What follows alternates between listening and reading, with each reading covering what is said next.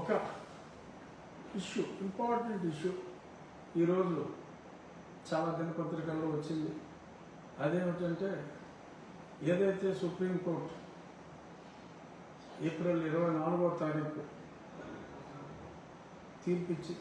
మార్చి 24వ తారీఖు తీర్పిచ్చిందో, చింతాడ ఆనంద్, పాస్టర్ చింతాడ ఆనంద్ అనే వ్యక్తి విషయంలో ఆ పాస్టర్ నా మీద ఎవరో దాడి చేశారు అని ఎస్సీ అట్రాసిటీస్ కేసు పెడితే పోలీసులు గుడ్డిగా దొంగపోతే ఏంటంటే దోణ కట్టేయండి అనే చందంలో మరి వాళ్ళు కేసు కట్టడం. ఆ తర్వాత గత సంవత్సరం ఏప్రిల్ మాసంలో ఆంధ్రప్రదేశ్ హైకోర్టు చింతాడ ఆనంద్ పాస్టర్లు ఎస్సీ సర్టిఫికెట్లు రిజర్వేషన్లు వర్తించవు అని చాలా స్పష్టంగా చెప్పటం, మరి దానికి చింతించిన చింతాడ ఆనంద్ సుప్రీంకోర్టుకు వెళ్ళటం, సుప్రీంకోర్టు కూడా చాలా స్పష్టమైన తీర్పు ఇవ్వటం జరిగింది. సరే, ఆ తర్వాత ఆటోమేటిక్గా అసలు హైకోర్టు తీర్పు వచ్చిన తర్వాతే, పాస్టర్ అని చెప్పిన తర్వాతే ఆ జిల్లా యంత్రాంగం మరి ఎందుకు కళ్ళు మూసుకుపోయిందో అర్థం కావటం లేదు. ఆ జిల్లా యంత్రాంగం, ద కలెక్టర్ ఈజ్ రెస్పాన్సిబుల్. బహుశా ఆ కలెక్టర్ గారు, నాకు తెలియదు, ఆయన ఎవడో నాకు తెలియదు, ఆయన ఏ సర్టిఫికేట్తో కలెక్టర్ అయ్యాడో కూడా నాకు తెలియదు. ఇప్పుడు అనుమానాలు వస్తున్నా. ఖచ్చితంగా ఒకసారి హైకోర్టు చెప్పిన తర్వాత సుప్రీంకోర్టు తీర్పు వరకు వెయిట్ చేయవలసిన అవసరం లేదు. మరి వాళ్ళు కంపల్సరీగా అప్పుడే సర్టిఫికేట్ రద్దు చేయాలి హైకోర్టు చెప్పిన తర్వాత. మరి అయినప్పటికీ వెయిట్ చేశారు. సుప్రీంకోర్టు తీర్పు వచ్చింది, ఆ వెంటనే అయినా సరే చేయాలి.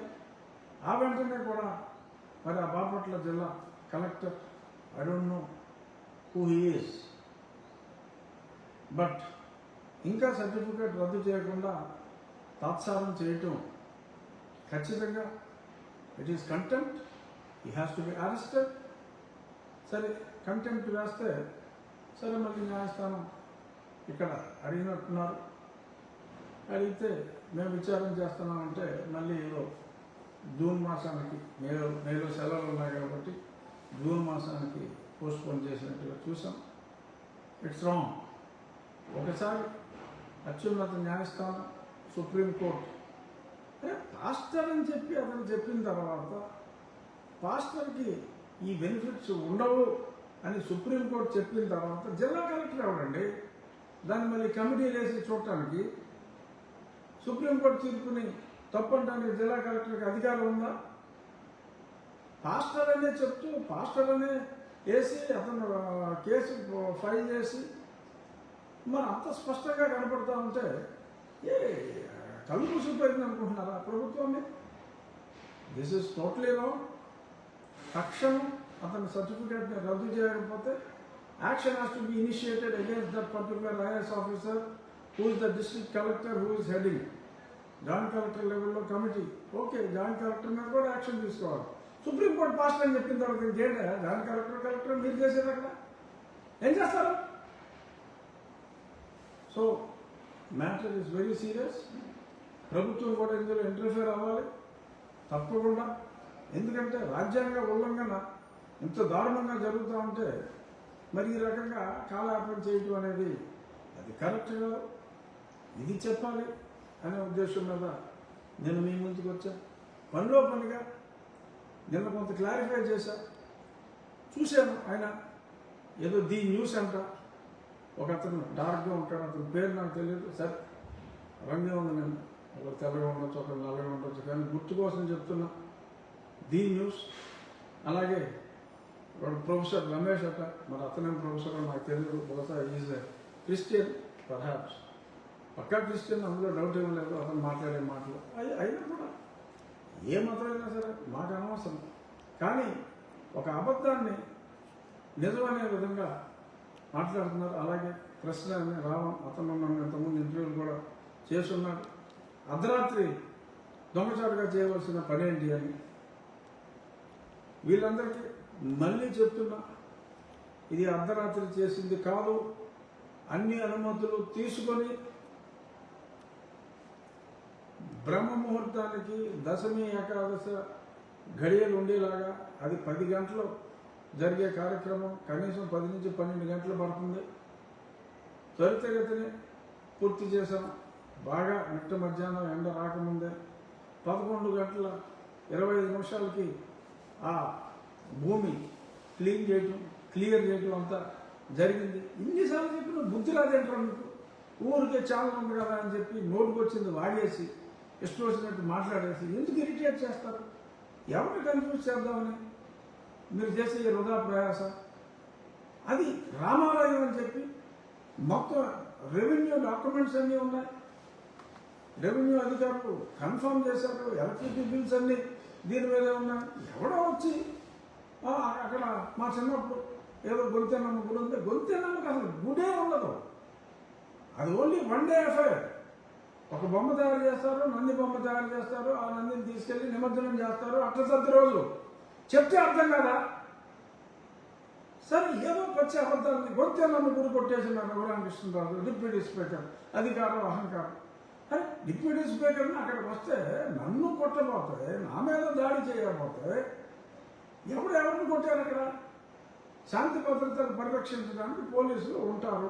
పోలీసులు డ్యూటీయే అది. ఎవరు పడతాడు మేకులు దిగొట్టేస్తే చూస్తా దిగొట్టించుకుంటారా? ప్రొటెక్షన్ ఉంటుంది.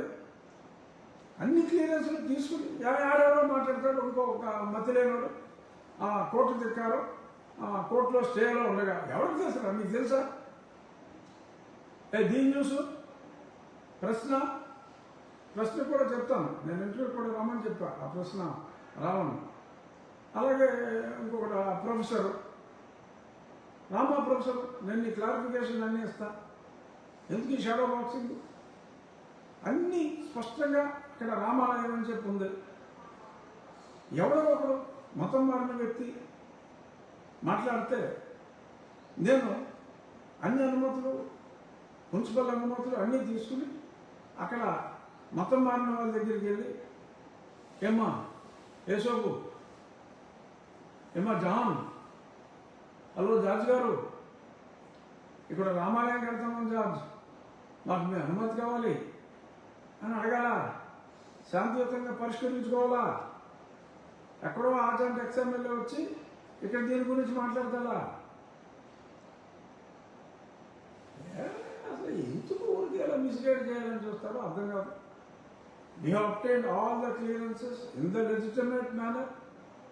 మళ్ళీ చెప్తున్నా, గొంతెనమ్మ అనే కాన్సెప్ట్ లేదు. అక్కడ గొంతెనమ్మ గుడే లేదు. ఇదే గొంతెనమ్మ అని చెప్పి గొంతులు చేర్చుకొని శ్రావణ్ కుమార్ కోర్టులో మాట్లాడినప్పుడు న్యాయమూర్తి గారు కూడా చాలా స్పష్టంగా చెప్పారు. ఆ రికార్డింగ్స్ అన్నీ ఉన్నాయి, కావాలంటే ఈ బోగస్ ఛానల్లో ఇస్తా, చూసుకోండి. చాలా స్పష్టంగా అది అక్కడ డెలాపిటేటెడ్గా ఉండి చెత్త అంతా అక్కడ వేసి టెంపుల్ ఉందని ఇప్పుడు మీరు వచ్చి మాట్లాడతారేంటి? It's in dilapidated condition. We have given, చెప్పాము అక్కడే ఏ అనుమతులు తీసుకోకుండా మేము ఎటువంటి పని చేయమని. అప్పుడు ఆ లాయర్ కూడా అదే మాట చెప్పాడు. మేము అడిగేది కూడా అదే, అనుమతులు లేకుండా చేయడానికి వీల్లేదని. అని ఎందుకు మీ క్రిస్టియన్స్కి ఇప్పుడు దాకా ఎవరు ఎదురు చెప్పలా? మీరు తన్నితే తన్నించుకున్నారు. ఇంకా ఎన్నాళ్ళు అలాగా తన్నితే తన్నించుకుంటారా? తన్నించుకోవాలని మీ ఆశ. మీరు కేసులు పెడితే బెట్టింగ్ చేసుకోవాలా? పెట్టుకోండి, మీటింగ్లో పెట్టుకోండి. మేము దాడులు చేయము. మేము కోర్టు ద్వారానే వెళ్తాం, న్యాయస్థానం ద్వారానే వెళ్తాం. సుప్రీంకోర్టు తీర్పుని అనుసరించవలసిన బాధ్యత ప్రభుత్వం మీద ఉంది. రాజ్యాంగాన్ని అనుసరించవలసిన బాధ్యత ప్రభుత్వం మీద ఉంది. అదే ప్రభుత్వానికి గుర్తు చేస్తున్నాం. ఒక భక్తుడిగా గుర్తు చేస్తున్నా, ఒక హిందువుగా గుర్తు చేస్తున్నా. మా హిందువులకి, మా హిందూ దళిత సోదరులకి దక్కవలసిన ఫలితాలు మతం మారిన వారికి దక్కడానికి వీల్లేదు. క్రైస్తవం తీసుకున్న వారికి, ఇస్లాం తీసుకున్న వారికి దక్కడానికి వీల్లేదు అని సుస్పష్టంగా ఉన్న దాన్నే మేము చెప్పడం జరిగింది. కాదంటే కోర్టులో తెలుసుకోండి. కోర్టులో ఆల్రెడీ నిర్బద్ధంగా చెప్పేసింది. రాజ్యాంగాన్ని మార్చుకోగలిగితే రాజ్యాంగం మార్చుకోండి, అంతవరకు మోసు కూర్చోండి. అంతేగాని ఇలాగ దాడులు చేయటం, లేని దేవాలయం ఉందని చెప్పటం, రెవెన్యూ వాళ్ళు అంత స్పష్టంగా చెప్పిన తర్వాత కూడా మళ్ళీ దానికి మీరు ఒక్క భాషలు చెప్పి ప్రజల్లో ద్వేషభావాన్ని కలిగించాలని చూడటం అది సమంజసం కాదు. మళ్ళీ దానికి ఏదో అర్ధరాత్రి చేశారు, భయపడి ఉన్నారు. ఎందుకు భయం? ఏం చేస్తారని భయం? పోలీస్కి శాంతి భద్రతల సమస్య రాకుండా మేము అనుమతులు తీసుకున్నాము, ఈ రకంగా మేము ఇక్కడ సైట్ క్లియర్ చేస్తున్నాము, ఇది మా ముహూర్తం, ఇన్ని గంటల సమయం పడుతుంది, సో ఒక 12 గంటల పాటు ఈ కార్యక్రమం ఉంటుంది అని తెలియజేయవలసిన బాధ్యత మా మీద ఉంది. తెలియజేశాం. శాంతి భద్రతల్ని ప్రొటెక్ట్ చేయవలసిన బాధ్యత వారి మీద ఉంది కాబట్టి వారు పోలీసులు ఇచ్చారు. మళ్ళీ మే 3వ తారీఖు ఉదయం 7:14 అది ముహూర్తం. సూర్యుడు తెల్లారగానే రఘురామకృష్ణరాజు అక్కడ పూజా కార్యక్రమం అంటే స్పెసిఫిక్ శంకుని మరి శంకుస్థాపన అంటే ఆ గుడి ఫిజికల్ వర్క్ మొదలు పెడతాం, స్థలానికి సంబంధించిన వర్క్ అంతా చేస్తాం. ఇప్పుడు టెంపుల్ ఫిజికల్ వర్క్ స్టార్ట్ చేస్తాం 7:14 ఈ ముహూర్తం 7:14 పెట్టాం. మళ్ళీ అది చేసిన తర్వాత ఉదయమే మళ్ళీ ఇలా చేసుకున్నారని చెప్పి మళ్ళీ మీరు మాట్లాడుకుంటారేమో. ఈ సోకాల్ క్రీస్తు మేధావులు స్పెసిఫిక్గా అనవలసి వస్తుంది. అన్ని మతాలని సమానంగా గౌరవించేవాళ్ళం. కానీ మీరు విరుచుకు పడుతూ ఉంటే మా రావుడి మీద, మా మతం మీద మీరు ఇలాగ విరుచుకు పడుతూ అబద్ధాలని ప్రచారం చేస్తూ దాడి చేస్తూ ఉంటే మమ్మల్ని మేము ప్రొటెక్ట్ చేసుకోవాల్సిన బాధ్యత కూడా ఉంది. ప్రజలకు నిజాలు తెలియాలి. మతం మారిన వాళ్ళు పెట్టి కేసులు పట్టించుకోవాల్సిన అవసరం లేదు అని తెలియచేయాలి. ఇదే కాదు, ఉద్యోగాలు వచ్చిన తర్వాత మరి చాలామంది ఇప్పుడు దళిత క్రైస్తవుల హక్కుల కోసం, అసలు దళితుడు క్రైస్తవుడు కాకూడదు, 2 వేరు పదాలు, ఆ 2 పదాలని కలిపి మరి దళిత క్రైస్తవులు అని హక్కుల కోసం మాట్లాడుతున్న అధికారులు ఉన్నారు. మరి ఆ మాట్లాడుతున్న అధికారులు మరి అడ్డగోలుగా ప్రమోషన్లు వచ్చినాయి. ఒకసారి ఉద్యోగం వచ్చిన తర్వాత ఎస్సీలకి రిజర్వేషన్ ఉంది, ప్రమోషన్లో కూడా రిజర్వేషన్ ఉంది, 15% ఉంది. కానీ మరి ఇలా ఈ రకంగా మొత్తం మారిపోయి మరి అక్కడ కూడా నిజమైన ఎస్సీల హక్కులకి ప్రమోషన్లో కూడా మరి ఈ రకంగా మొత్తం మారి గండి కొడుతున్నారు.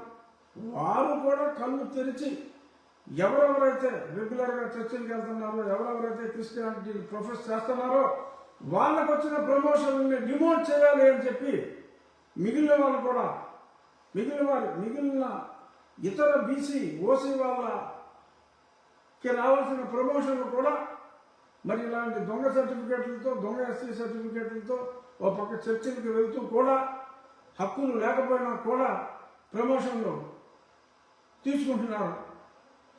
15% మంది, 15%లో కూడా నిజమైన హక్కుదారులు 2-3% ఉన్నారు. మిగిలిన వాళ్ళందరూ మతం మారారు. మతం మారిన మీరు అర్హత లేకుండా మరి 80% మంది ఉన్న 52% ఉన్న బీసీలు, ఇంకొక 20% సేపు ఉన్న ఓసీల ప్రమోషన్లన్నీ కూడా మీరు తీసేసుకుంటూ ఉంటే వీళ్ళు గుడ్లప్పటి నుంచి చూస్తూ కూర్చోవాలా? మీరు కూడా మేల్కొనండి. బీసీ ఓసీ సోదరులారా మీరు కూడా మేల్కొనండి.